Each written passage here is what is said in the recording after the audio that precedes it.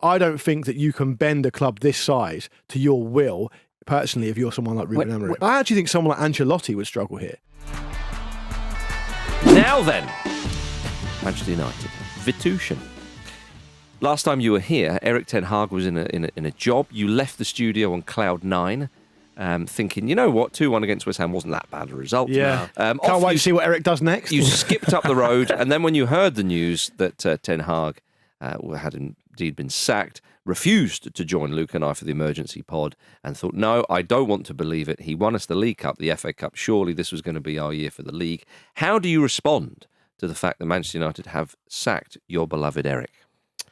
I mean, I don't know where to go with any of that. That was a really, really bad hospital pass. Yeah.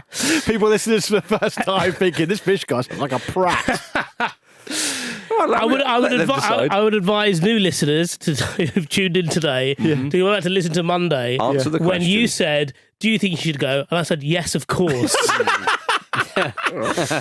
And they listened. Did they? Yeah, they did. Yeah. Uncle Ratcliffe listened. Presumably, do you feel like a weight's been lifted, or have you got that feeling where you're a bit like, okay, what next? What could come next? It's a little bit like, someone else, when we're at the barbers and it's just like, right, you're finished, someone else come in, we'll fuck you up. Yeah. You're leaving with a bowl cut as well. I mean, there must be an ounce of Ruben Amorim, you look young and quite fresh. There must be an ounce of conflict, because presumably you want to see your colleagues, and dare I say friends, who are sat around you now, and there's others who aren't here. You want to see us happy, and also, you're with us at the Ramble. You want good content on the Ramble. Ten Hag provided those two things, gave us happiness. Get in the Ramble/Man United meat grinder. We require meat. Exactly. I know, but like, I'm the one who's pushing the meat in. All my fingers are mangled bits of your now. fingernails Yeah. Genuinely though, how do you feel about it now that the dust has started to settle?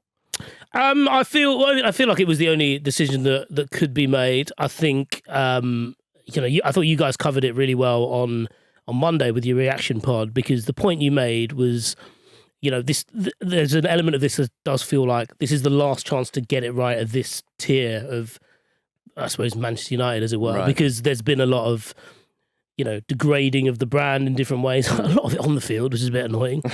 And there was always this pervading sense that like billion-dollar industries, say like Coca-Cola, they can't really go bust because the brand value is so strong. And then as soon as the brand value starts to scratch a bit, naturally that value diminishes. And it was almost like the conversation has flipped from, the last 11 years since Ferguson, it's flipped from being about maintaining dominance to then getting back to where they once were, right the way through to like where it is now, where we're not far off from like people talking about resurrection. Like, right, it's a sleeping giant. You've got to get back. Have you seen that? Have you seen that art piece? I think it was in the Guggenheim for a little while, where it's just this robotic arm. It's called "Can't Help Myself," and it's this robotic arm that's bleeding constantly. Oh yes, yeah. And it's spinning around, and it's just trying to collect as much blood of its own blood to keep it going. And the more, I think it ran for 3 years, and the older and older it got, the closer to end time after 3 years, it got more and more erratic. It would do weird dances and stuff.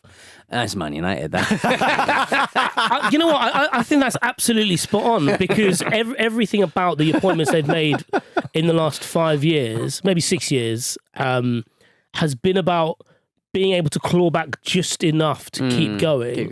So for Ten Hag, it was that FA Cup win. What I loved about that is that apparently that there was no plan for any kind of celebratory party afterwards, because they were so convinced that they were going to lose. Yeah. Understandably. There was also talk, wasn't there? A lot of the players pleaded with Ten Hag to say, coaches. Some of the coaches, we cannot play like we've been playing against. Yes. We have to change this plan. And he eventually relented, and they won. Yeah. So I mean, I'm excited for the talk of Ruben Amorim, but at the same time, whether it's him or anyone else, you're coming into a club that is broadly dysfunctional. And I suppose the last thing I'll say about like the Ten Hag stuff is it's a bit of a top to bottom issue now, really, because when you think of like Ineos coming in and playing the part of like the smart newcomers in town, and we're going to refresh everything up, and they make these redundancies, 250 people out of work. They then take Sir Alex Ferguson off the payroll that saves them $2 million, all while extending Ten Hag's contract and thus bumping up his compensation and then having to pay him 11 million to go off. Yeah. So they're now weirdly at a point where it's like they're kind of out of credit at the moment, and it puts the onus on getting this appointment so right. Because wherever you talk about the brand and stuff like that, it all starts on the field. I think that's right. And I would say, I would just add to that and go a bit further by saying that you only get a certain amount of time to just not be the people before. And the fact that they're just not the Glazers has stood for quite a lot. But actually, if you broke down all the decisions they've made into individually, a lot of them have been weird and probably quite terrible. And so to that end, then you wonder if they're actually capable of doing what they need to do next and making the right hire.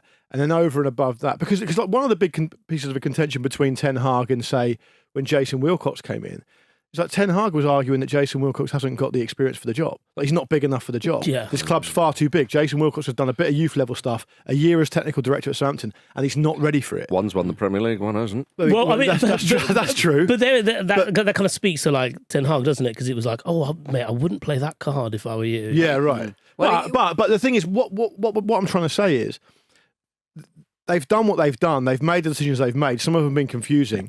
And I think but I do think there's been an overall kind of feeling that, because they've brought in Ashworth, because they brought in Wilcox, because they brought in Barada, it's automatically going to be good.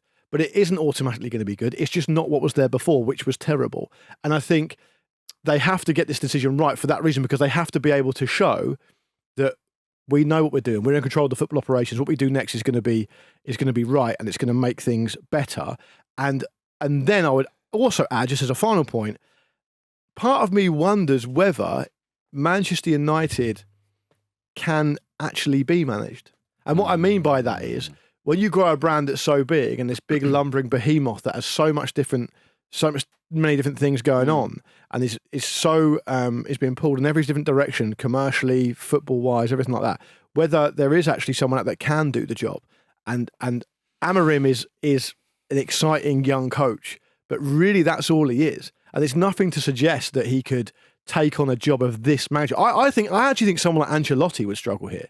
Like and if I was going to go in a direction to say, look, we need to get back on an even keel, we need to do something, I would be going for someone who's managed at big clubs before, who knows how to deal with big players, and who understands the challenge in front of him. Because I don't think that you can bend a club this size to your will, personally, if you're someone like Ruben Amorim. When you sort of read about what Erik ten Hag, I'm kind of glad he's left, because they do, journalists do use the initialization of, or initialism, ETH, which is the same as the Ethereum Bitcoin. Yeah. True. And it's very confusing. Can So, be. ETH is having a terrible time. I was going, well, I heard it was up last week. Terrible. Yeah. But these deep dives about what Good point to make that, what he got up to Well, they at the club. bought Anthony with Bitcoin. Yeah, exactly. You wouldn't put it past him. Yeah. But like, you do sort of look at the things he's done, like, moving the dugouts and rearranging the lockers. So They gave that, him the keys to the kingdom, man. But I just do whatever he wanted. I got the sense that, you know what?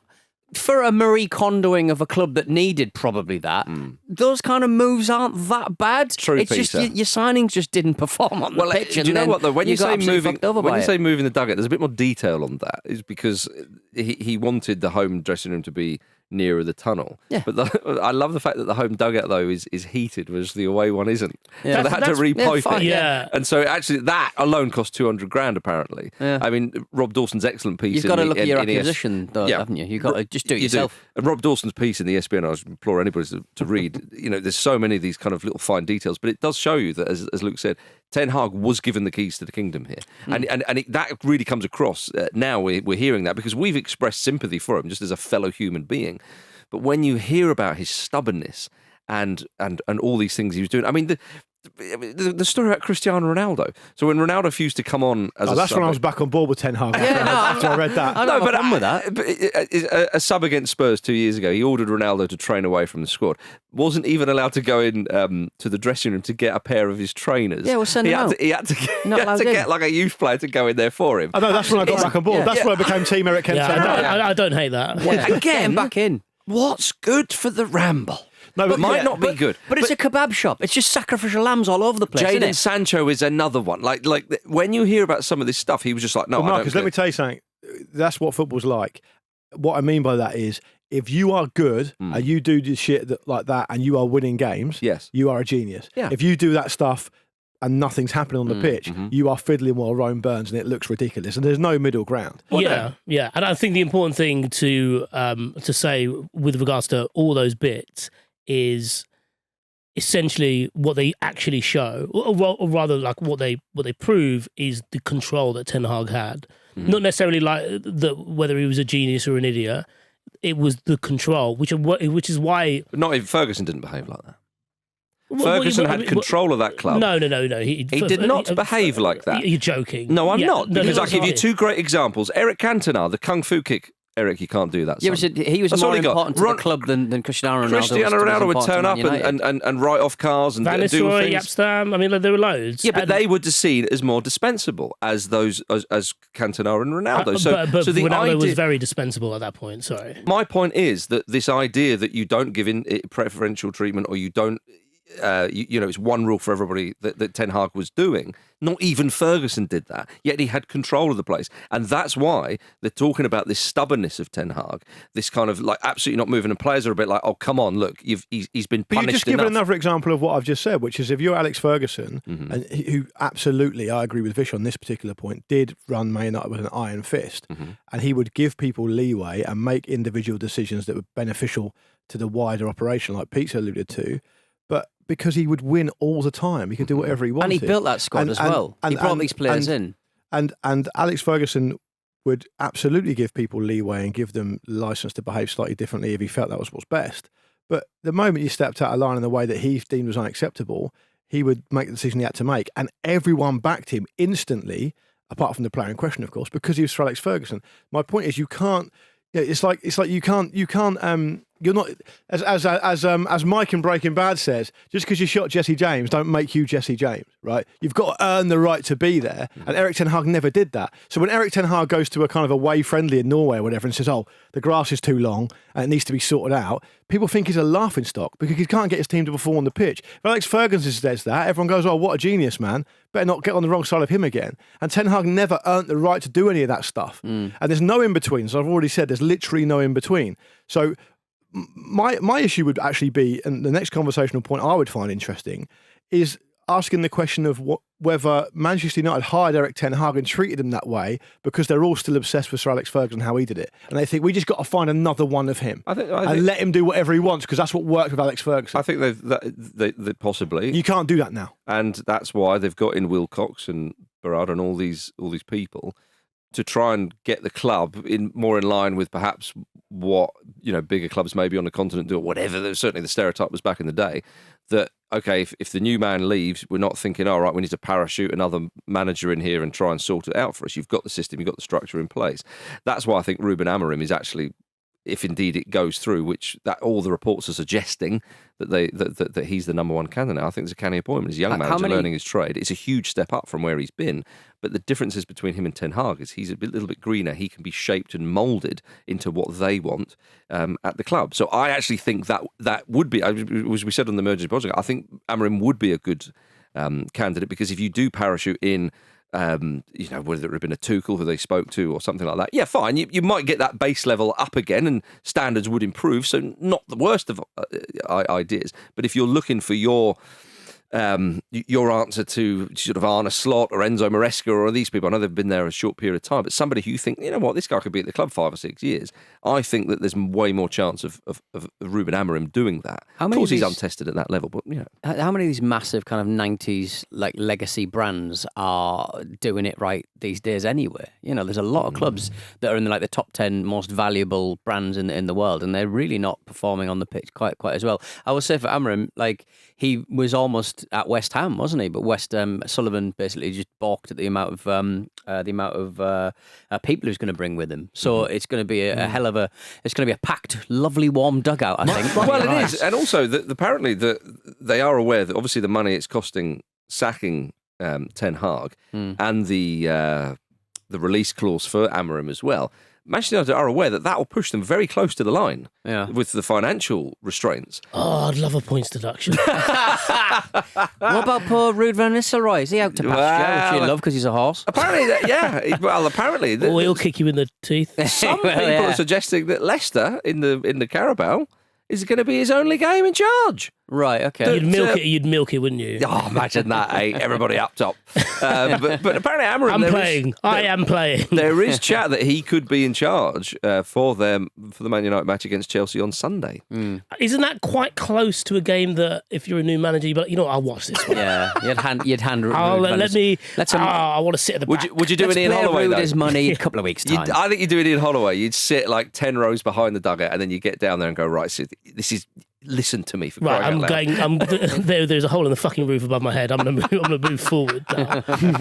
I don't know. I think there's chance. On the Football Ramble WhatsApp channel, you'll be pleased to know that 55% of our listeners said they wanted Jose Mourinho to get the job. I despair at what the other 45% said. Solskjaer. Yeah, I said, well, okay, fine. I did love that after a day or two that Solskjaer was already being linked back. Brilliant. Not even a day. That afternoon. And that is kind of, not to circle back fully all the way, but that is kind of linking back to what I mean when I talk about you can't assume that Ineos and Ratcliffe and Brailsford and all these people are actually good, because one thing we do know about them is for the size of club they are and for the amount of resources they've got absolutely no control whatsoever over their PR strategy. They cannot stop negative stories coming out all the time. And if they're not in control of that, I would, if I was a Manchester United fan, I'd be very concerned that, the point you make about Amorim being a young coach and an exciting coach and all the rest of it, all of which is true, I would still be concerned that they are not capable of providing an environment for him to do his best. So who would you think then? I've already said I don't think anyone can do a good job there. I've already said that. I think Ineos, they have to pick somebody. They do, and so look, fine. A mammal with a head. I've said, my left bollock with a smiley face drawing. I don't know. No, I've said that to me, it feels like the moment. Cause I just don't feel like they're ready to provide that environment. It's all very well, wanting to do the fashionable thing, which is, getting this young, upwardly mobile coach with all these amazing ideas. Do you think he could be ruined then? So you might as well get Ole back or something. Well, do I think he could be ruined? Every single other person that's gone into that club's been ruined. So of course it can happen. But I mean, all I'm saying is that at the meeting, though, that they have, they can't just go, I don't think we'll get anybody. No, of course. But my assessment, in which case then the answer would be they should just give Ruben van Nistelrooy a job till the end of the season. He's already there. Give it Rude. Yeah, give it Rude to the end of the season. Well, you imagine that Ineos, massive, conglomerate, multinational, they've never had to deal with a product where there is a kind of sort of cottage industry built around tittle-tattle about it. Do you know what I mean? They've never worked with a bigger polluter than Cristiano Ronaldo. Exactly. Erik ten Hag has polluted. Why is there so much sludge coming out of this part of Manchester? I don't even have a plant there. Look, my honest opinion is I have no clue who can do a good job there. If Amorim comes in, look, if you want to talk about Amorim and his football, that's fair enough. Three at the back, quite attacking, quite dogmatic as well. Seems to play the same way quite a lot. I think he's the one for them. Right. I think he. They might fucking come ninth. Great. I think he is a great choice for Manchester United. I don't necessarily think Manchester United is a great choice for him. Fine, that's a really good way of putting it. Yes. The one thing that I did find amusing about all this is when you talk about the bad transfers and the poor decisions and so on, they were apparently really considering signing Danny Welbeck earlier this year, and I thought they should that would have been the one decent decision. Heartbreaking. Yeah, look at how well he's done so far But this then, year. do you think that's why he's playing so well now? Because he suddenly. Oh God, I've got wise up here. If I want to keep playing at this standard, I don't want to regress. Well, do you reckon he's just got? It's almost like he's really confident because he's on a real high after when someone has a health scare. Do you know what I mean? I could have gone to United again. Exactly. Now I've never felt more alive. New lease of life. He's had an epiphany. Yeah. Bloody hell. All right, everybody. Coming up after this, Rodri wins the Ballon d'Or, and everyone was perfectly happy about it. See you in a moment.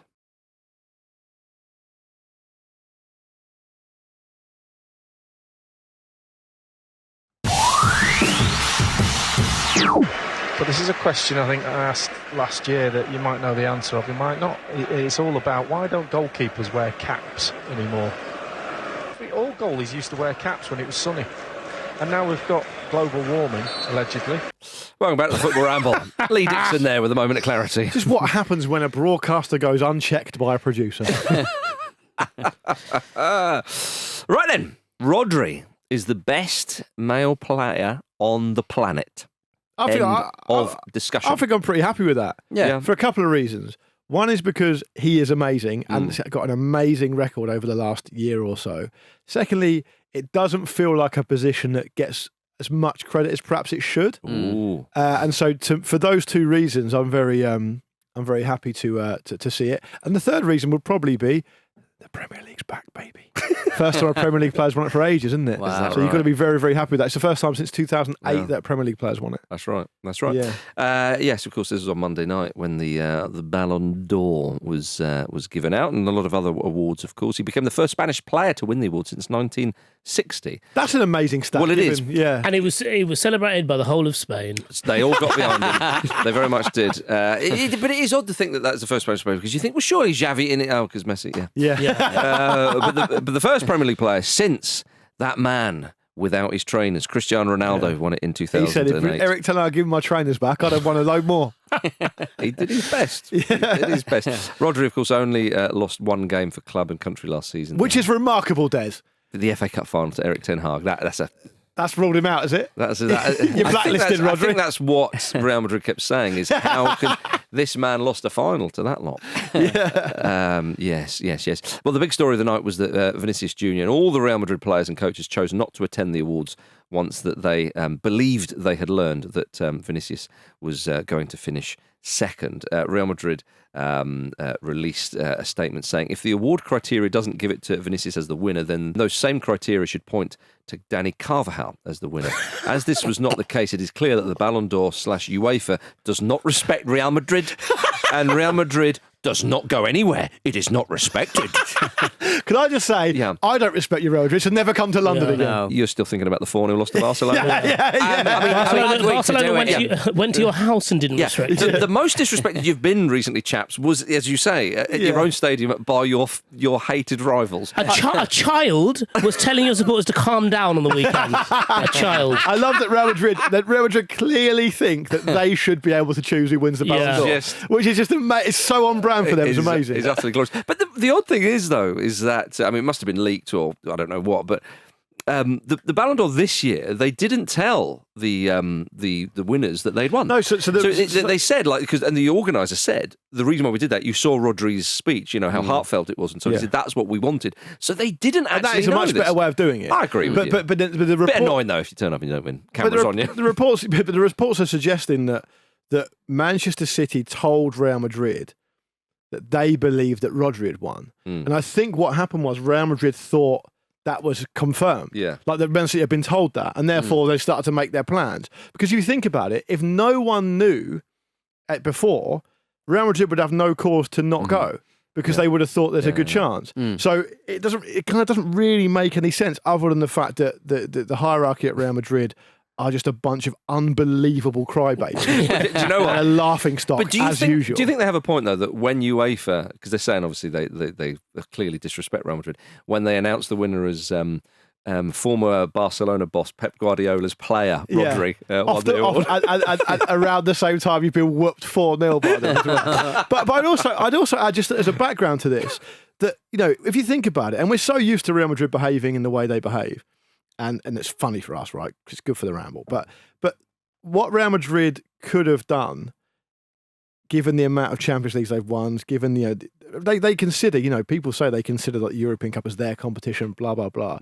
They could operate in such a classy way. I know. And be this amazing. And what they don't understand is, if you think about the power of, say, we talk about Man United's brand, when it was massive. Real Madrid's brand could be even bigger than it is, and it's already massive if they weren't complete dickheads all the time. When you say it could be even bigger, it's a bit like saying, you're worth 100 billion, you could be worth 101 billion. Do you know what I mean? They are the biggest club in the world. They're having a lovely time anyway. Well, kicking off. I don't know. I think, you know what it's like? All this kind of crap that it runs through the fabric of the Western world these days. I'm going to go off on one. But for the club, I understand Vinicius Jr. has got his own reasons for thinking why he didn't win, and it's not really for me to say whether that's true or not. But in terms of the club themselves and the way Real Madrid have acted as an organisation off the back of this, it's actually hugely classed. It's because all it does is it serves to take away the credit from Rodri, who genuinely deserves it. And the big stories coming out of this week should be about Rodri. They shouldn't be about Real Madrid's behaviour, in my view. So that's why it's a real shame, like, joking aside. Well, I definitely agree with that. Now, as you mentioned, Vinicius Jr. there, he posted on X after the ceremony saying, "I will do it 10 times if I have to. They're not ready." And his management staff told Reuters that this post was referring to his fight against racism. They also said they believe it is what led him to not winning the award, saying that the football world is not ready to accept a player who fights against the system. I'm sad. I mean, I'm sad. If he genuinely feels like that, I'm very sad to hear that. I am as well, and I'm sure we all are. And I know a few of his teammates have come out in support with regards to this view. But that doesn't mean Rodri's not a worthy winner. No, it doesn't mean Rodri. And I think Rodri is. I think either of them would have been worthy winners. Again, an individual award in football, we know it's just fairly absurd that's anyway. Exactly right. Yeah. An Inter Miami player won it last year. There we are, I see, Peter. And that genuinely, Show some fucking respect. Exactly. Is that why Erling Haaland didn't turn up this year? Yeah, Because he should have won the previous year. No one can truly suggest such an award has been undermined when Pete comes out with that kind of stuff. I was a little worried when there was talk of, when the Real Madrid news started breaking through that they wouldn't be attending. Because I was a little bit worried that if it was wrong and it turned out Vinicius was going to win and Man City refused to go, then what of little Garnacho and Cobby? How are they going to How are they going to get there? Yeah. How are they going to get there? Exactly. Imagine if they sat on the time, I'd be like, we can still go, can't we? Yeah. No. Trying to flag down a cab without his light on. But with Real Madrid not attending, they've not kind of explicitly backed up Vinicius Jr. in his opinion. No, that's not why they've said that. Because their statement has said, well, if not Vinicius, then it should be Dani Carvajal. Their statement makes no mention of this. Exactly. Yeah. So it seems at odds at each other, which is very, very strange. I like the last time that obviously Jude Bellingham came third. Yes, in this, and nice to see which should be remembered. And the last time a British player got on the podium was 2005. Lampard and Gerrard both got on. They did get on the podium. You're Wild. absolutely right. Who was the last? We Jude. can say Englishman to have won Michael the Ballon Owen, d'Or. Mickey Owen. It was Michael Owen. Michael Owen. Yeah. When It was a different award back then, wasn't it? Because you had the FIFA Player of the Year and then the Ballon d'Or, but they've merged them since. Right. And when Lampard and Gerrard were on the podium together, they got in each other's way. Yeah. And left Fell massive off. gaps Yeah. all over the podium. Yeah. And Nicky Butt and Owen Hargreaves just ushered them off stage. Owen Hargreaves just standing behind the railing. Michael Carrick was in the car park saying, "Can I come in?" And everyone said no. Oh dear, what a time it was. But well done to everybody involved. Well done to Rodri, though. Good, yeah, indeed. A really, really worthy winner. There's no doubt about player. that. Well, great. I mean, I think that's the thing with Rodri. In this last year, certainly in this country, I would say that if there was any doubt, I think everybody just sort of turned around and went, yeah, he's the best player in the league, isn't he? Possibly the best player in the world. Like, he's just an absolute flipping Adonis on the pitch. And some people, like as you say, maybe it's because of that position. I don't want to get into Claude Makelele territory here, but some people, that is not the most obvious position, especially when you're playing in a team where there's goals everywhere. You've got Haaland, scoring 3 or 4 every game, and so on and so forth. The stats back it up. Stats back it up. Him going up on crutches, give it a good Rocky Balboa feel to it as well. Yeah, that was like nice. that. I did like that. I think the thing to say is that, like, because one of the criticisms of Rodri winning the award yesterday was like, you wouldn't pay to watch, you wouldn't pay to watch him, but you'd pay a lot of money to watch Vinicius. Oh, fucking hell. That's a mad thing to say. But the thing to counter that with is, without players like Rodri, it's not worth paying to watch the other players because they won't be able to function without him. Yes. I'd pay to watch Adel Taarabt. Doesn't mean I think he should win the Ballon d'Or. Yeah, It's a completely different set of parameters. Yeah. I know what you mean. An Englishman did win an award, of course, Harry Kane, the Gerd Muller Trophy. What would have been particular, again, to go into the disrespect of Real Madrid, because he shared it with Kylian Mbappe with, was it 44 goals each? Harry Kane is the only winner with 45. Hang on a minute. That's what our count said.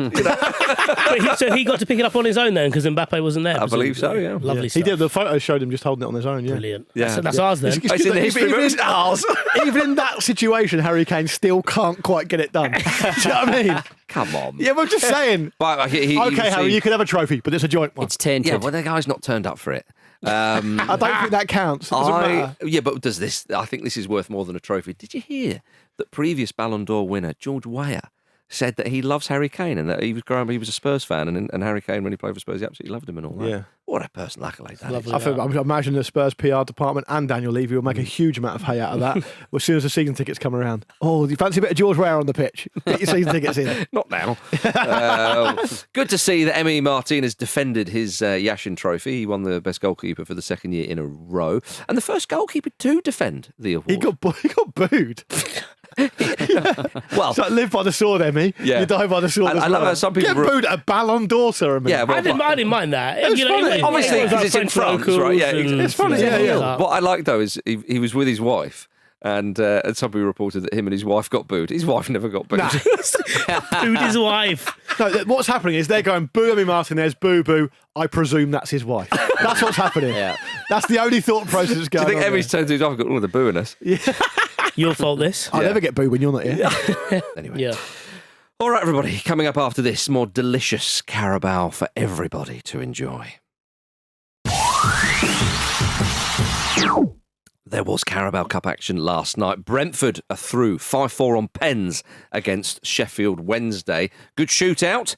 The first 9 penalties were scored in said shootout, but the 10th one was missed by poor old Liam Palmer. Mark Flecken made the save. Wednesday manager Danny Rowell said, "I take it as a win." It's not how it works. That's not how it So works. they're in the Can't hat have still? that. Yeah. Are they going so whoever Brentford play, are Wednesday going to just turn up? No, we've decided it's a win for us. I'm fed up of hearing a Danny Roll after his team beat Portsmouth on Friday as well on telly in front of everyone. That was a win. He's taking Definitely that a as a win. win. The only saving grace, but there's a Premier League game on at the same time, so no one probably watched it. But Pete, in your role as a Monster energy drink ambassador, I'm surprised you're not wearing your Monster cardboard box hat today. Yeah. Are you still kind of flouting your Monster affiliation by watching Carabao Cup action? Started the day with a Monster energy drink this morning. And finished the day. And I'll probably have one this afternoon as well. Yeah. So I've got a box of sugar-free ones underneath the sink. Because that's where chemicals belong. I was saying this the other day. We did a show on Monday with Robbie Knox, and I said to Robbie, "You watch Pete. He makes everything sound depressing. I don't know how he does it." Yeah. But you say, Scrim up. It's scrim up, Pete. You all you have to say is, "I've got a box of sugar-free Monster Energy under the sink," and it makes me feel like it's a Ken Loach movie or something. It really, really sad. Well, is it Domestos flavoured? Bonus.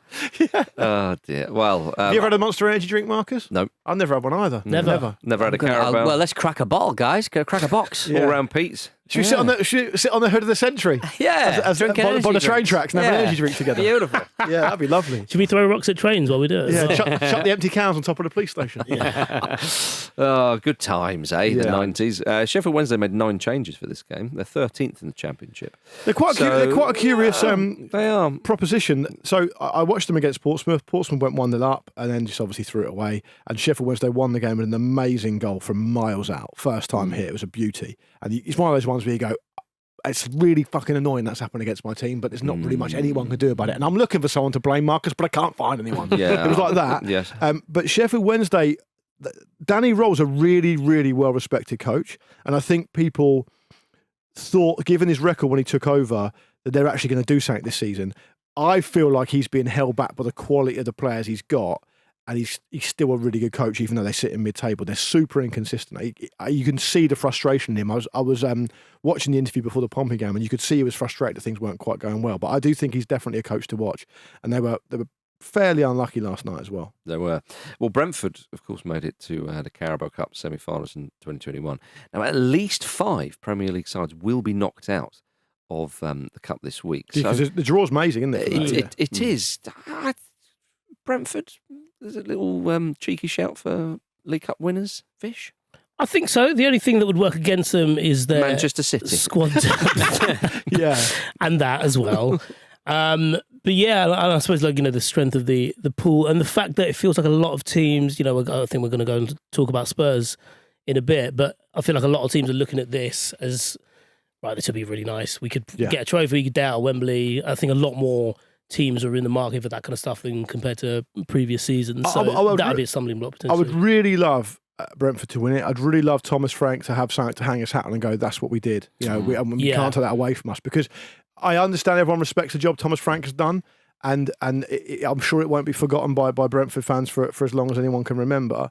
But there's something quite ephemeral about it if there's nothing really there to stick on with. And so if he can pick up a trophy as well, that would just be amazing. And tonight we've got 6 games and 5 of them are all Premier League games, which is crazy. So it depends how that shakes out.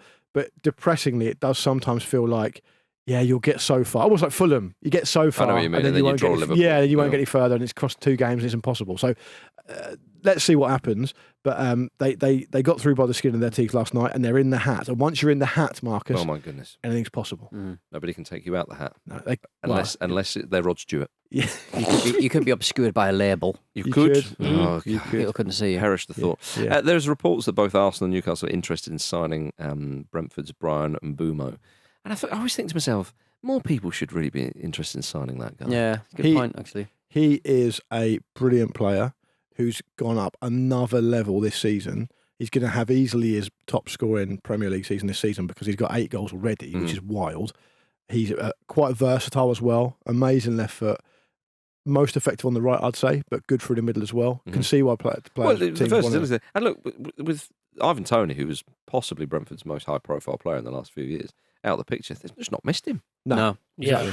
Exactly. The Which way tells him his and- own story, yeah. Him and Visa have picked up the goals, but also like I'm amazed, as you said, I'm amazed it's taken this long for someone to actually test their resolve with him because it feels like he's quite rare as well. There aren't that many right-sided left wingers. Oh, sorry, left-footed wingers. Yeah. Indeed. Elsewhere last night, Southampton 3, Stoke City 2. Ooh. Oh, it nearly went to pen. Oh, they were close. I mean, there was a few little murmurs that Martin could lose his job if they lost this game. And I tell you what, when Stoke came back 2-0 and then that one was cleared off the line, Luke Moore. I thought it was in. Well, he sort of fell over, didn't he? They sort of Yeah. bounced off him. Did you see that? Did you see that Ashley Phillips goal? Beauty. Yeah, that was interesting, It's wasn't really it? hard to work out what he actually Nah. did. It's a stunning finish. Yeah. Yeah.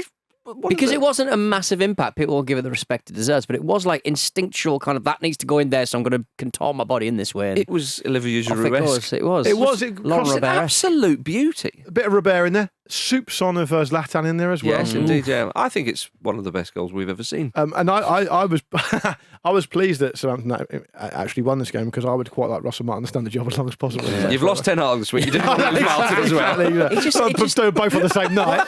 Yeah. First I lost Ten Hag and I said nothing. If you've got 2 lovely cream cakes in the cupboard, don't do it All right, both on fine. the You same can have. night. You can have Put them one in the of them. fridge, Luke. You don't Yeah. put cream cakes in a cupboard, surely. Sorry, in the fridge. Yeah, they don't last long enough to go Just in the fridge. worry. For me. Yeah, or stick them under the sink. I am the fridge. Yeah, put the sugar-free one under the sink. It's all right. Sounds like a euphemism for something else, doesn't it? Are you hiding them from Sarah? Is that why? Yeah, she'll drink them otherwise, All with the right, dogs. She'll drink them. Don't bring her into this. You hold, Mind you, she is with you. It's her fault. you hold in. I've got some sugar-free stuff under the sink, mate. Don't you worry about that. But this match for Southampton is about as Russell Martin as it comes, isn't it, really? It was just like, keep hold of the ball, Yep. don't do anything with it, and That's then it. nearly lose it at the death. Beautiful. I know. Oh my goodness, that clears That off should the be line on with his something else. CV. This is what I do. Yes. I mean, it's 2-0 up, and oh dear. They had an astonishing amount of ball Southampton again, didn't they? Well, and it worked because they won. You know what I'll say? They've done Hey, it all what are you season. saying? What are you worried about? If you like. I'm sure that's what's about the fans. And I do like. Yeah. Through to the next round. Southampton fans are getting tired of thinking that. Aren't Hey, they? I mean, we spoke about Brentford. You know, it'd be nice to see a team like Southampton win the cup.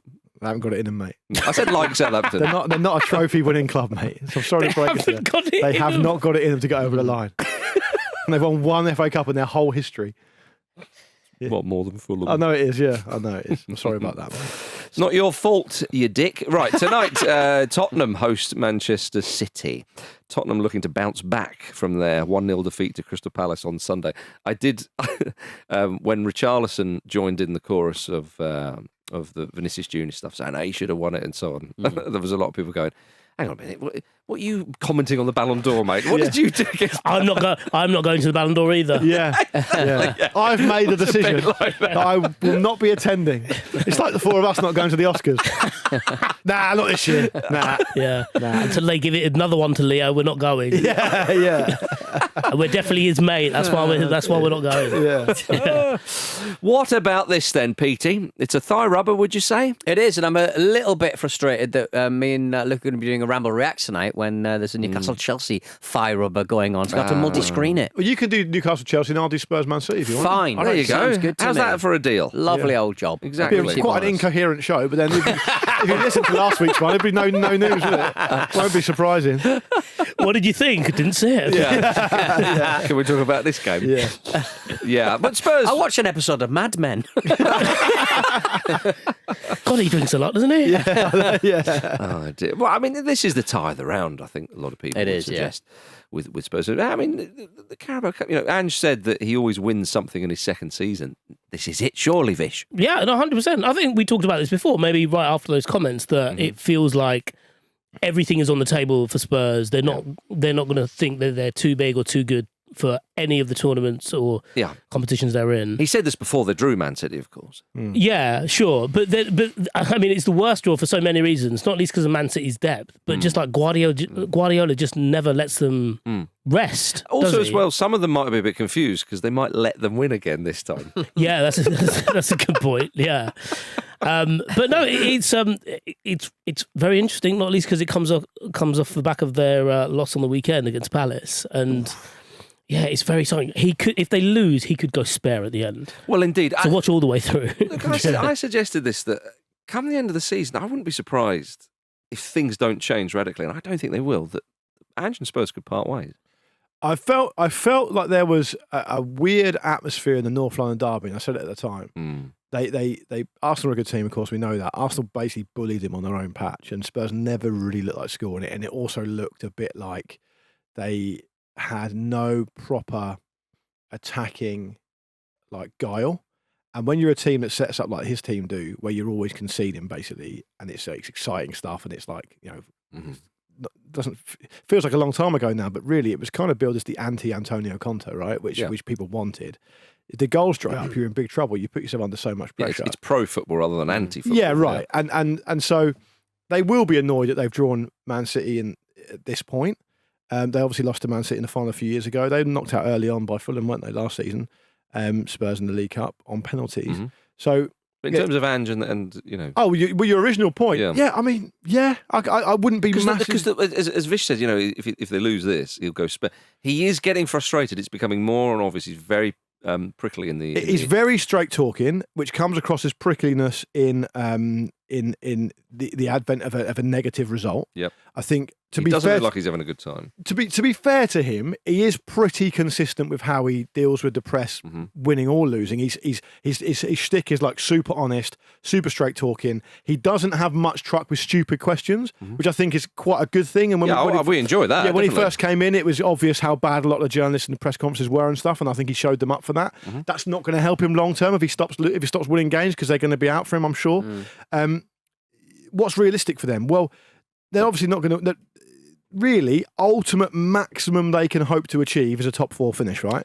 My feeling is they're not going to finish in the top 4. They've lost 4 games out of 9. They're not going to finish in the top 4. Only the bottom 4 teams have lost more games than them this season in the league. What is it though? Right. It's Europa League, it's FA Cup, or it's football. It's League Cup. That's it. I mean, that's what's open for them. A trophy win would be huge. Don't get me wrong. And I think that, like, if they win the Europa League or something, then that is possible. But I don't know. I think that freshness that he brought to Spurs post Conte, I think, and a lot of managers would have felt fresh after Conte and what happened there. I think that's long gone now, and this played 9 league games, won 4, drew 1, lost 4. That kind of balance of play, they can be exciting to watch, but other times they can be. If you're a Spurs fan, it'd be very frustrating. I think that's what it is. It's too much of a mixed bag. I think they cannot defend. Yeah. When Ange was talking about Mikey, son of Lucky Moore, playing really well, he basically said it's really heartening for a manager to bring through a player like this. He's been pulling up trees in developmental, and he said, but I may not be here to enjoy him for much longer, as a bit of a joke. And it's like, why are you saying that, mate? That sounds yeah, I know what you mean. I my point is really it's as I said, too much of a mixed bag, and I'm just not sure it's going to change too much, but we will see. Hopefully, they've got a chance to make it. Hopefully, for Ange and Spurs' sake, it will change. Got a chance to do something special tonight, and they do have a chance. They're in front of them, isn't it? Thank you for watching a clip from the Football Ramble podcast. Don't forget to like this video and subscribe to the channel so you don't miss an upload. A single upload. Don't miss out on the uploads. The uploads are important.